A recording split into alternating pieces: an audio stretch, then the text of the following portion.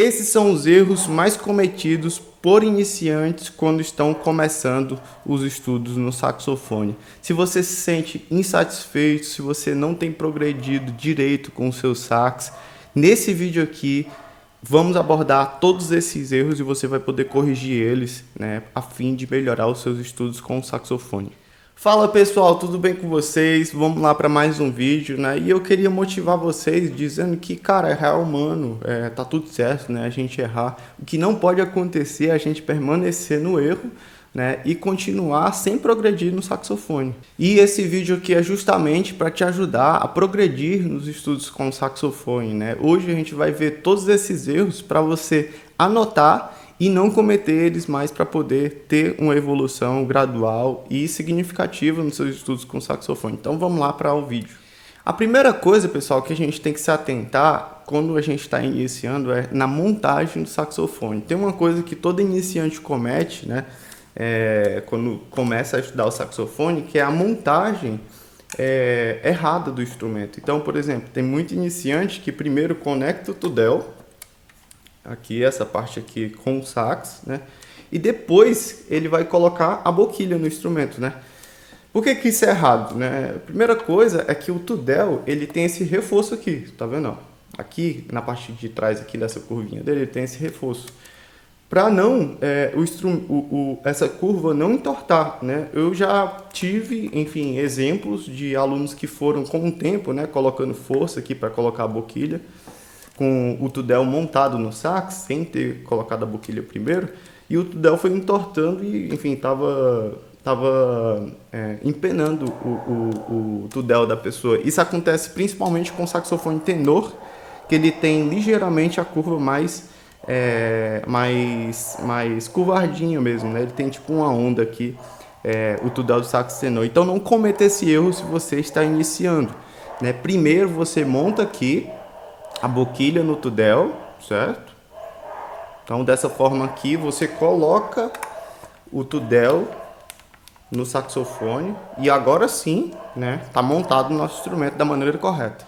Outro erro muito comum também é sobre postura. Quando a pessoa está iniciando, né, a altura da correia importa muito. Então, pessoal, o saxofone, quando você for ajustar a sua correia, né, ela tem aqui esse ponto de ajuste, né, você sobe ou desce a sua correia.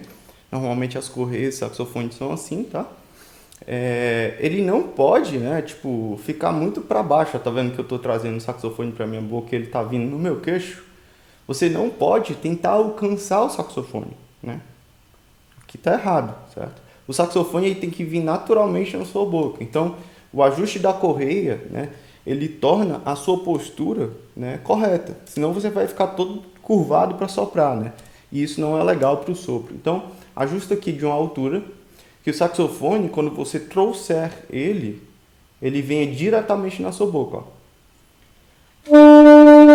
Aqui tá correto, né? Isso daqui, galera, faz total diferença para você tirar as notas do saxofone sem falhar. Acredite ou não, faz muita diferença mesmo na hora que você for tocar. Pessoal, um outro ponto que todo iniciante aí tem dificuldade é sobre a respiração. Tem muita gente que fala assim, respiração, não vou praticar não, porque todo mundo sabe respirar e tal, né? Enfim, tem lógica nisso, porque respirar é um ato natural, né? Todo mundo sabe respirar. Mas a diferença de tocar um instrumento de sopro, né, e respirar naturalmente tá no quesito... o que acontece com o seu sopro de maneira consciente é o que vai acontecer na sua sonoridade, né? Eu até brinco com os meus alunos que o sopro ele é um espelho do som, ou vice-versa, né? O som é o espelho do sopro. Por quê? Porque tudo que acontece de oscilação, de movimento no seu sopro vai acontecer na sonoridade, vai refletir na sua sonoridade. Então você aprender a respirar, pegar ar e manter essa pressão abdominal para você ter um sopro linear, sem oscilações, vai trazer uma qualidade para o seu som que se chama estabilidade sonora. E a estabilidade sonora é que vai fazer você ter um som presente, bonito, né, rico de harmônicos.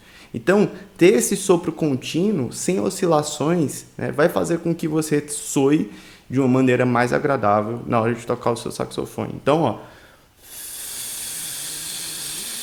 para soprar desse jeito aqui, precisa saber respirar bem e manter um apoio abdominal para conseguir ter essa estabilidade sonora, que é reflexo da estabilidade do sopro. Uma outra coisa também é sobre embocadura. Pessoal, eu vejo muito iniciante, né, que tem a embocadura perfeita aqui, né? Mas a pessoa, na parte interna da embocadura, que a gente tem língua, palato, né, todas essas coisas são embocadura também, não é só aqui a parte externa, né? A parte interna, na verdade, é a parte mais importante da embocadura. E tocar saxofone, tem até um professor do Conservatório de Paris, Claude Delangue. Uma vez eu assisti uma masterclass dele, que ele falou sobre tocar saxofone ser muito similar a assobiar. Então, assobia aí na sua casa para você ver. A sua língua ela fica de uma maneira mais alta para direcionar o sopro para ter estabilidade. Olha a gente voltando lá no sopro, né? Então, quando você for tocar saxofone, é muito importante você manter a altura da língua, certo? Direcionando a sua coluna de ar. Então, certo? É muito parecido com assobiar, né? Claro que assobiar é uma coisa, tocar saxofone é outra, né? Mas quando você for tocar o saxofone, não deixe a língua lá para baixo, certo? A não ser que você queira uma sonoridade mais escura, mais talvez soprada, né? Com aquele som de ar, né? Tem muitos, isso é um material que a gente usa. Tem muitos saxofonistas que utilizam desse artifício para tocar, mas no início o padrão é deixar a língua um pouco mais alta a fim de direcionar o seu sopro para tirar, enfim, todas as notas em todas as regiões sem nenhum problema. Quando você domina essa parte de deixar a língua bem direcionando a coluna de ar, aí sim você pode, enfim, trabalhar outros artifícios, embocadura aqui na parte interna com a cavidade bucal maior, o palato mais para cima, né? Enfim, pensar em tudo isso é importante, sim, né? No futuro você vai precisar disso. Mas no início a base é língua aqui alta e direcionando a coluna de ar para a gente ter um som mais estável, um som mais presente, um som mais rico, enfim, conseguir emitir todas as notas em todas as regiões do saxofone. E o nosso último erro aí que todo mundo comete, talvez, eu acredito que boa parte, se não todo mundo comete esse erro, cara, é não estudar a parte teórica do saxofone, né, que envolve, pessoal, por exemplo, leitura de partitura, você saber identificar as notinhas ali nas linhas, né, da clave de sol, né, utilizando a clave de sol, ali as linhas da pauta, saber qual nota é em qual linha, em qual espaço.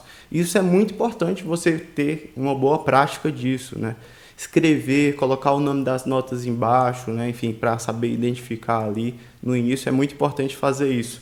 Outra coisa, estudo rítmico também, você saber diferenciar uma semínima de uma colcheia, de uma semibreve, enfim, todas essas habilidades, né, você pode desenvolver através de métodos. Por exemplo, um método é o Pozzoli, né, o estudo rítmico do Pozzoli. Você pode praticar isso, enfim, para desenvolver a sua leitura de partitura, né, a fim de desenvolver a leitura de partitura e muitas outras coisas, por exemplo, conhecer a história do saxofone para saber como que o instrumento foi desenvolvido, né, quais as tendências dele com relação à sonoridade e tudo mais.